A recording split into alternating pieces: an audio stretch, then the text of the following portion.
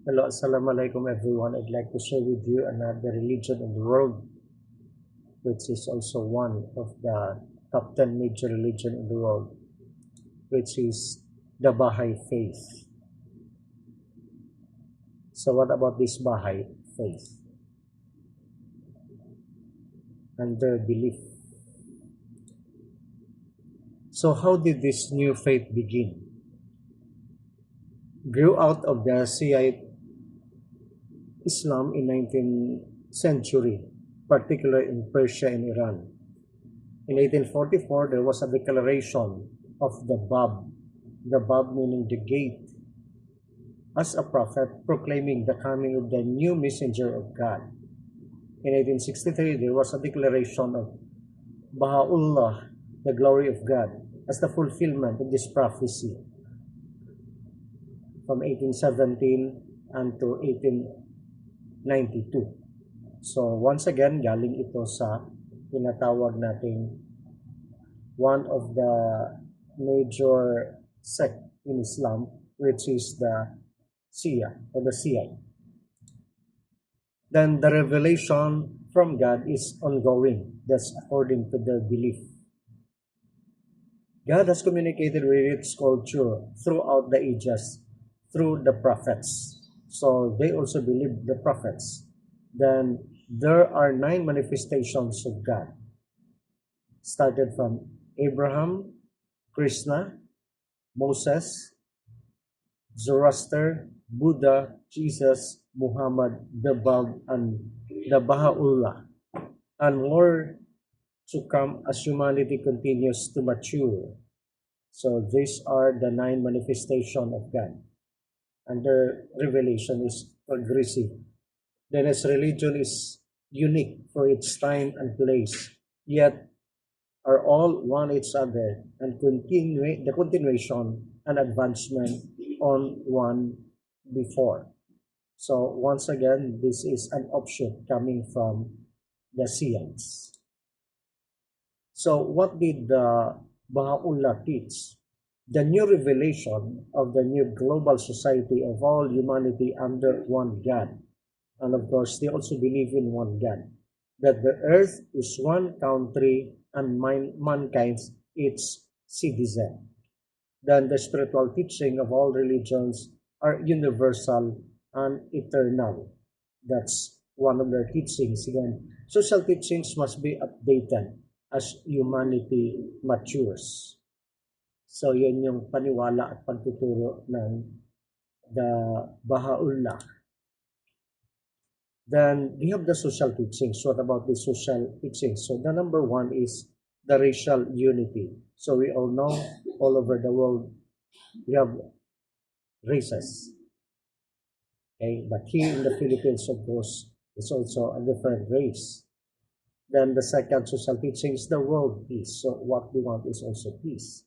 They encourage development of universal language by which all humanity can communicate with one another and one world government. So that's their teaching. That's their social teaching na gusto nilang mangyayari sa kanilang religion. And obviously, para sa lahat. Then we have also one of the social teachings, gender equality. I think this is in response also to the 17 Sustainable Development Goal, especially to women. Women are full equals to men. And they stress that higher education for women as well as for men. So there should be an equality. Another is harmony of science and religion. Another teaching is the work for social and economic development, especially in third world countries. You know, the third world countries, yun yung mga mahirap na mga countries. Kaya we have to work for social and economic development. That's their teaching. Then another, as in all religions, kailangan itong i-develop itong tinatawag natin the family values remain strong. However, encourage interracial and international marriages for further unity or to further unify humanity. Interfaith marriage also is not an issue of this Bahai Faith. So, whether mag-asawa, international, o kahit sino, for that intention, para yung tinatawag na family values remain strong. Kaya nga, they encourage the so-called interfaith marriage. Whatever is your faith, pwedeng pakasalan, at it's not an issue for their religion. Then, in the early leadership of this religion, we have as we mentioned, the Baha'u'llah, taught from the lifelong house arrest in Acre, Palestine, now near Haifa in Israel. So, yan yung si Baha'u'llah. Then, may anak siya na si Abdul Baha from 1844 to 1921. Then, they spread the new faith throughout the writings and travels throughout the world of Europe, Americas, India, and Africa. So, yun yung the early leadership na pinakalap nila din ang kanilang religion. Then, the son, si Abdul Baha's grandson, may nangapo na rin siya na si Shugi Effendi from 1897 to 1957, wrote many basic books on the Bahai Faith and restructured its organization to what it is today. So medyo malawak-lawak na, medyo may structure na ang kanilang religion. Kaya nga, the Bahai Faith, this is one of the religion in the world.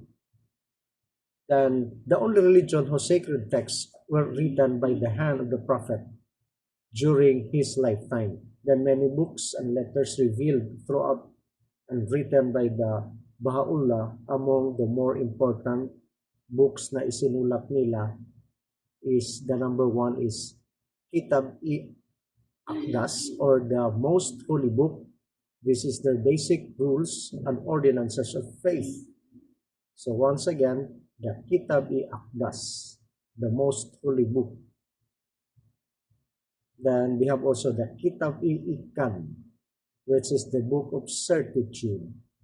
So another writings is the Hidden Words. These are the collection of prayers, yung hidden words. Then the gleanings from the writings of the Baha'u'llah. Then you have also another writings is the Seven Valleys, which is a mystical and metaphorical text. Then there are other important writings by Abdul, the Baha, and the Shugi Effendi. So this is now the son as well as the grandson of Baha'u'llah. Then their organizational structures in 1963, there was a universal law of justice. Their headquarters is in Haifa in Israel, headed by the 9 officials elected every 5 years and by and from among the Baha'is worldwide. So since this is worldwide, may mga election din sila kung sinong susunod every 5 years. Then the national and local spiritual assemblies, it's comprised of 9 elected leaders. Then the Lukay Baha'i community, at least 9 adult Baha'is within a given geographic locale, gather regularly for study, discussion, and spiritual renewal. So these are the structure of this religion.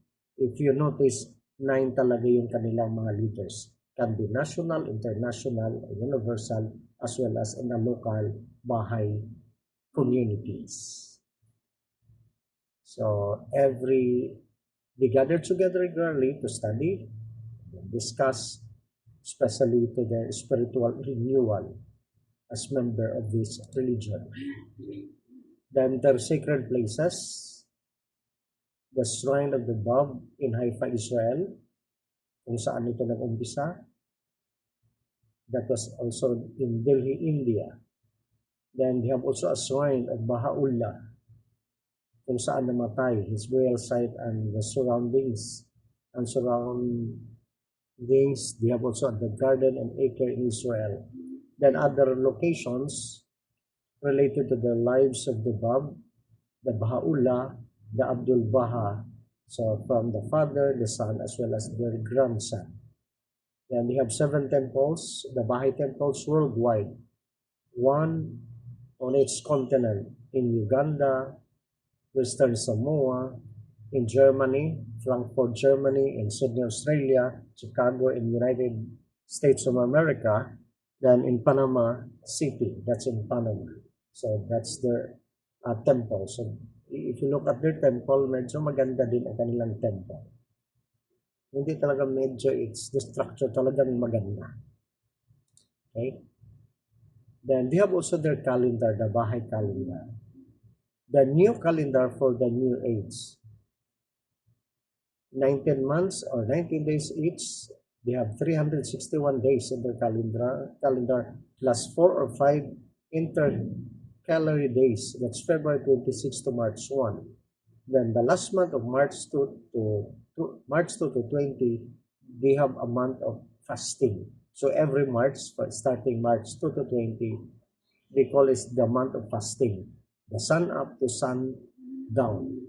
So the new year, they have also the new year, the JoArs begins on March 21, the spring of equinox.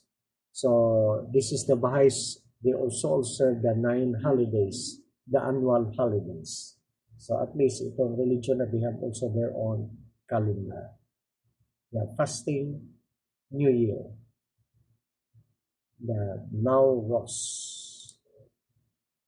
So what about this JoArs? This is the Persian New Year. It started in March, that's in March 21. So katatapos lang ang March 21, hindi natin nabantayan, but that was their New Year. Then the 12 days of Ridvan, or the commemoration in the declaration of Baha'u'llah on April 29 to May 2. Then you have also the declaration of the Bab, another holidays, May 23. Then the Ascension, so they also have an Ascension of Baha'u'llah, May 29. Then the martyrdom of the Bab, that's July 7. Then the birth of the Bab, that's October 20. Then the birth of Baha'u'llah, November 12. Then the Day of the Covenant, that's November 26. Then Baha'u'llah, Baha is also ascended on November 28. Work is suspended, some fast days, then community gatherings for observance. So ito yung ginagawa sa mga Bahay members of this religion, especially during holidays. So of course, their practices, gusto nila magkaroon ng one world, unity, peace, that all of us will celebrate. That's their intention. So magandang intention din sa kanilang religion. Then the Bahai Faith, in addition, is the youngest of the world's independent religion. So sabi na natin kanina, it began in Iran, in Haifa, then known as now the Persia. In 1863, it is the foundation of almost every part of the world. So lumalaganap na sila. So once again, the main Bahai vision is a peaceful and unified world. And the following, once again, peaceful and unified world, yun yung pinakagusto nila. And the course of these presentations, nasabi na natin ka some of it from the writings of Baha'u'llah. Remember Baha'u'llah is the founder of the Bahai Faith and from other Bahai writings. So once again, as a review, it was also mentioned, but in addition to the Bahai teachings, ito yung turo nila, independent investigation of truth, they believe the oneness of God, they also believe the oneness of religion, then in the revelation and the religion should be progressive, then oneness of mankind, universal education, equality of men and women, yung tinatawag natin gender equality. I think this is also in response to the 5th Sustainable Development Goal. Then elimination of prejudices. Then abolition of the extremes of wealth and the poverty. Then universal auxiliary language. Then harmony of science and religion, and the promise of the world peace. So these are the teachings. in addition what we mentioned in the previous slide. Then, when we talk about independent investigation, the Bahai believe that every one of us has the right and a duty to search for truth for ourselves. See through thine own eyes and not through the eyes of others. Know of thine own knowledge and not through the knowledge of thy neighbor. He does not ask us to follow him blindly. God has endowed man with a mind to operate us to a torchlight and guide him to the truth. So yun yung unang nilang turo na kailangan yung independent investigation of truth na it should start from ourselves, sa atin talaga na mag-umpisa. Then they have also oneness of God, another teaching. The Bahai believe that there is only one God, the Creator, no matter how He is worshipped and what is the name is used to describe Him. God is essentially beyond human comprehension. Kaya nga, as we study in the other religion, we have different names of God. Sabi ng Bahai, kahit anumang pangalan ng Panginoon mo, we have to remember that there is only one God, one Creator. Kung paano yung natin sa worship, nasa sa atin na. Then everything, every creative thing in the whole universe is but a door leading unto His knowledge. So maganda din sila.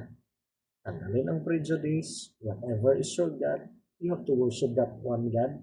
And it's not an issue for this religion. Then, the Bahai also believe that the universe is created by one God, who is known by many names. Then, all religions come from some source. The Bahai believe that the people of all religions should respect each other and work together to bring peace. So, maganda. Okay, whatever is our religion, we have also to respect. This is the bottom line of their teaching in the oneness of religion, respect. And we have to work together in order to bring peace to everyone. So very peaceful ang kanilang religion. I think sinabi naman natin, all religion, we bring peace. All religion, we want peace. But there are times that this religion will also lead us to conflict. Yun yung sinasabi natin. But this Bahai religion, they offer everything. Whatever is your religion, you have to respect. So ito yung tandaan natin sa religion na ito. Respect, respect, respect. And avoid biases and prejudices. Then, they also believe, when they talk about the revelation, that God's instruction to mankind has been progressive. Its messenger building on the teachings of one before us. Humanity develops materially and spiritually. Every age requires a fresh measure of the light of God. Then, according to them, God's purpose in sending His prophets unto men is twofold. The first is to liberate the children of men from the darkness of ignorance and guide them to the light of the true understanding. So take note on that. Then the second purpose of God's sending His prophets is to ensure the peace and tranquility of mankind and provide all means by which they can be established. So take note of this progressive revelation as part of the teaching. Okay? And the oneness of humanity. The Bahai believe that all people belong to one human family. Whatever is our race, our country, or background, we are one family. I think all of us, that's our belief. For the sake of humanity, for the sake that we are all created by God. We are brothers and sisters. We are one human family. So sana maintindihan din natin ito. Kasi I think ito din turo natin lahat na relihiyon. Okay? Then unity does not mean having to give up our own ways of life, our differences, make the world fascinating place. Wow. Then, take note, another teaching is getting rid of prejudice. So, tanggalin na itong mga prejudice, biases with each other. All prejudice, whether religion, race, politics, or nations, must be renounced. For these prejudices have caused the world's sickness, which is very, very true. So, tanggalin, kahit na here in our place, especially in the bar, please, ito yung palaging sinusulong natin, especially in our course. We are peace educator, peace advocate. We have to eliminate, eradicate, tanggalin, rid of these prejudices. Kasi ito nga sabi, with the Bahai belief, have caused the world sickness. Kaya nga, ngayon pagbubukas, an example in our place, pagbubukas ng KCC Mall. So, ano nangyari? Of course, kahapon may mga blessing.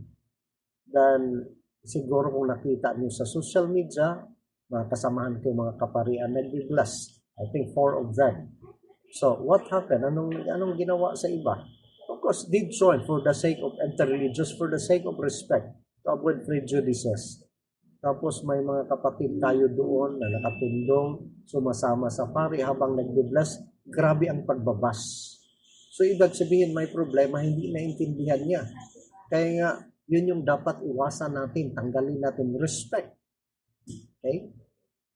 Sana malinaw ito sa atin ha, kawawa yung sumunod din doon habang nag-bless yung pare. Okay? Sinasabi, ang mga Katoliko kasi dyan, iba yung reliyon niya. I-boycott natin ang KCC, gano'n na ang mga bus. Sabi ko, sobra naman yan. I think there's a need for them na mag-seminar ng interreligious dialogue, na i-seminar about this religion, itong the Bahai religion. At tandaan ninyo mga peace major, be open, please respect other religion and learn from this religion na talagang ito yung kanilang isa sa mga turo sa bahay, itong getting rid of prejudice.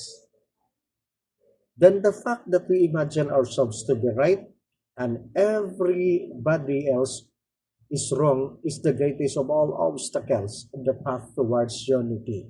That's why the challenge here is you have to broaden your horizon. Palawakan ang pananaw mo. And sinabi ko ito palagi sa ating klase, sa ating mga lecture. Please do not be an exclusivist. And always remember, before a religion exists, may nag-i-exist ng ibang religion. So tandaan natin yon. So what is important is respect, respect, respect. Malinaw. So sana ilagay nyo sa isip ninyo bilang mga peace major. Kasi whether we like it or not, lahat pa tayo, kanya-kata ating relihiyon. But itong turo ng bahay, maganda siya. Avoid prejudice and you have to respect each other. Whatever is the name of your God, continue for it. Kasi that's one way that it will lead us to unity. It will lead us to peace. Malinaw. Sana naman. So, yung sabi, this is in answer of the Sustainable Development Goal, yung gender equality. That there should be equality of men and women. So, yan yung panawagan. So, among the teachings, this is equality of men and women. The world of humanity has 2 wings. Not until both wings are equally developed can the bird fly. So, ang ganda ng saying, no? So, among the teachings, it is equality of men and women. The world of humanity has 2 wings. Not until both wings are equally developed can the bird fly. So, ibig sabihin, dapat equal. Kasi nasanay man tayo itong patriarchal mentality na dapat lalaki lang ang masunod. Hindi dapat ganon. You have to be equal. Okay? Para makalipad ang isang ibon. Kasi pag hindi equal, nagka-problema. Okay? Then, education should be for all. There are many children in the world who are not allowed to go to school. But the Baha'u'llah, the founder of this Bahai Faith, thought that every child should be able to study, to be educated, then regard men as a mine rich of gems of inestimable values. Education can alone cause it to reveal its treasures and enable mankind to benefit therefrom. So take note that education is for all, especially those countries, the third world countries na binanggit natin na magproblema talaga yung education. Sana dito sa ating locality, especially in the barn, na lahat hindi na makaranas na walang edukasyon. Because now, especially in the Philippines, education is for free. Kaya nga wala nang puwang na isang bata, wala, hindi educated, so hindi nakapag-aral. So, iyon ang isa nilang turo. Then, one universal auxiliary language. So, ito yung turo din nila. All countries should agree on a language which everyone would learn as well as their own to make it easier to understand each other. So what is that language? Universal auxiliary language. Continue our language. It's one of us. In the Philippines, I think we have more than 100 languages. In the other countries, ganun din. You have to continue on that. But what is important, ang sa kanilang turo, sabi nila, we should have one auxiliary language para lahat makaintindi. And that is the language of peace. Pax, patsay, kangkaligtan, kalinaw, pakigdait, and whatever is our language, if we had that one universal auxiliary language, ang maganda dyan, nagkakaisa tayo. And that's their teaching. Malinaw. Then harmony of science and religion. And we all know, of course, marami nagsasabi, hindi talaga yan magkasundo. Kung about science and religions, pero sa atin, it's one of us, it's our religion, magkasundo yan, pwede pagkusunduin, but philosophically speaking, may talagang pagkakaiba dyan, may talagang mga paradoxes, magkaiba yung, may contradictory. Okay? But for them, sabi niya, sinila, there is no contradiction between the true religion and science. That's according to their founder, Abdul Baha, or I think the son of the founder. Okay? Then religion and science are the two wings upon which man's intelligence can soar. Yan yung paniwala niya. Then I think we should be more explicit here in step 2, that religion and science are the two wings upon which man's intelligence can soar. So, kaya nga tayo, we have our own faith, whatever is our faith, then of course, we also believe in science. Pero ang iba nga dito, contradictory, but it's up to us kung paano natin to i-reconcile as a believer. Okay? Then another teaching is the promise of the world peace. Peace must be the first, be established among individuals until it lead into the end of peace among nations. Kaya nga sabi, ito yung auxiliary language na dapat matutunan ng lahat, itong kapayapaan. The well-being of mankind, its peace and security are unattainable unless and until its unity is firmly established. Kaya, peace be with you. Peace, peace, peace. Para, sabi nga natin in the previous topic, peace should start from within. And that's an inner peace. And that inner peace, kung mayroon tayo, should radiate to the whole world so that the so-called world peace can be attained. Okay? Sana naintindihan natin yan. Then the earth is but one country and mankind its citizen. So regarding the spiritual and social teachings of the Bahai Faith teaches that there is two sides of religious belief. I think it was also mentioned in the previous slide. It is one spiritual side that applies to an individual on how they relate to God through prayer, life after death. Then the other side is the social teachings that relate to individuals, the organization, communities, others, and poverty, and many more. So this is the spiritual and the social teachings of the Bahai. Spiritual side, how do you relate your soul to God, the death, the life after death of the soul. Then the other one is the uh, relationship with social, which relates to other individuals. Kaya nga, for us Catholics, that's why we, every time when we pray, I make the sign of the cross. Father, the Son, the Holy Spirit. This is also related to the teaching that I believe in one God, my relationship to God, and of course, my relationship to others. So, related to this teaching of the Bahai Faith. I'm not saying it's similar, related. Okay, ito yung pinupunto nila. Then, the spiritual teaching of the Bahai Faith, since the dawn of history, people have attempted to make sense of the world around them. There is also evidence to support the idea that the search after the spiritual world that lay beyond this physical one. For thousands of years, people have been worshiping some form of God or gods.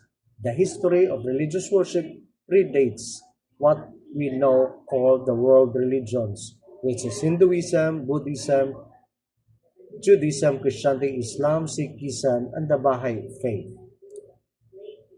Then the forms of worship have been as varied as there have been people. Some have been slightly similar, sabi natin kanina, others very different, but all have been an expression of humankind's attempt to understand the spiritual side of their nature and recognize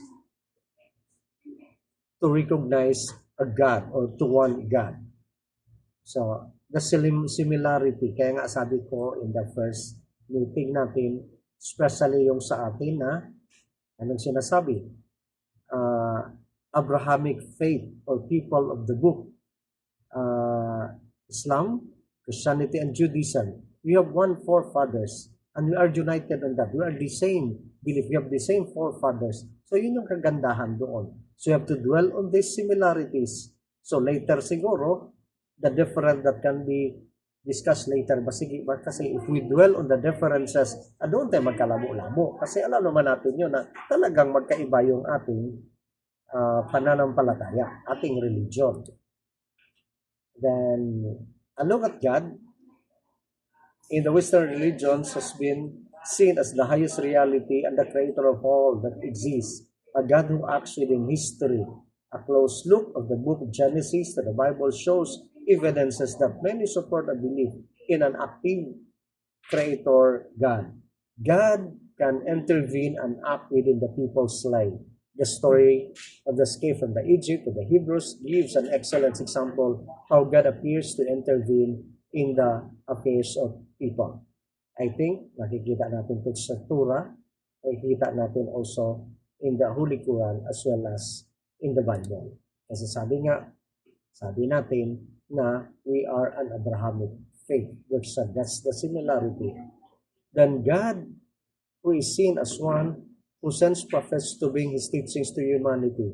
A close look of the Sermon on the Mount in the New Testament presents a clear example of how Jesus teaching to the people. Then another clear example shows how the words of Allah were given to the Prophet Muhammad and presented into the Holy Quran for the people to read.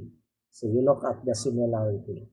And always remember that the Bahai Faith, doon sila nanggagaling sa Shia, the Shiites. Okay, kaya nga, similarity makikita natin. The Eastern religions as the highest reality is seen in differently. God or the highest reality does not have a kind of abilities that appear in the Western view. This reality of God is above and beyond people and is an absolute reality. Does not help individuals personally or intervene in their affairs. So yun yung sabi nila. Then, the Baha'i view on God, according to their founder, Baha'u'llah, states that the absolute knowledge of God is impossible. The human mind can only imagine what is able to understand, as he says, according to this founder says, so perfect and comprehensive is his creation that no mind or heart, however keen or pure, can grasp the nature of the most insignificant of his creatures, much less fathomed by the mystery of him who is the day of the star of truth, who is the invisible and the unknowable essence. That's according to the founder of Bahai, Baha'u'llah, yun yung sinasabi niya. Then any individual trying to describe God is limited by their own knowledge, which is true. In philosophy, ganun man din yan. We cannot really totally comprehend the mystery of God. So in the Western religion, there is a concept of the Creator God, who is responsible for the creation of the universe. Like this painting. Look at the painting. The painting of God was created by the artist William Blake. God is often described as He because of the biblical idea that man was made in God's image. People have often thought of God as man. Long before biblical times, ancient people gave human attributes to the gods. They were seen as the creators of things, but does it help us to describe God? So that's a challenge to all of us, especially sa ating mga educators sa peace. It is obvious that if something has been created, it should have a creator. However, does that help us to know or describe the creator? So yeah, that's another challenge, another question to ponder. Then, who and what? Like this picture, who painted this picture? There is an artist. Alam natin sino yung artist. His name is, ayan. And before you saw this picture, you would only imagine who the artist was. What you thought was limited by your imagination. Imagine kung totoo yan. Yung nasa picture na yan. Or baka makarelate kung ikaw yan. So it's up to you. Then the Bahai Faith teaches that to understand God, we need to go through His prophets. They are able to manifest, to make clear and obvious to the eyes of minds of the people what God wants them to know. Baha'is refer to these prophets as manifestation of God. So remember in the first slide natin, who are those prophets na mention? Abraham, Moses, Isa, Muhammad, and the rest of the prophets. I think there were 9 na mention of the Baha'u'llah. That's why the founder also explained that God hath ordained the knowledge of these sanctified beings, or the manifestation, to be identical with the knowledge of His own Son. Whose hath the hearkened to the call, hath hearkened to the voice of God. That's according to the founder. Then the Bahai Faith teaches that as people are unable to have any direct knowledge or understanding of God, the manifestations reflect God in a way that people can understand. So I hope you learned something about this Bahai Faith as one of the major religion in the world. So learn from this. And sabi nga nila, we have our own religion, we have our different names of God, but we believe in that there is one God. So God bless everyone. Dalagon ang Diyos. This is your friend, Brother JoArs Alferez. Mabuhay tayong lahat na peace educator.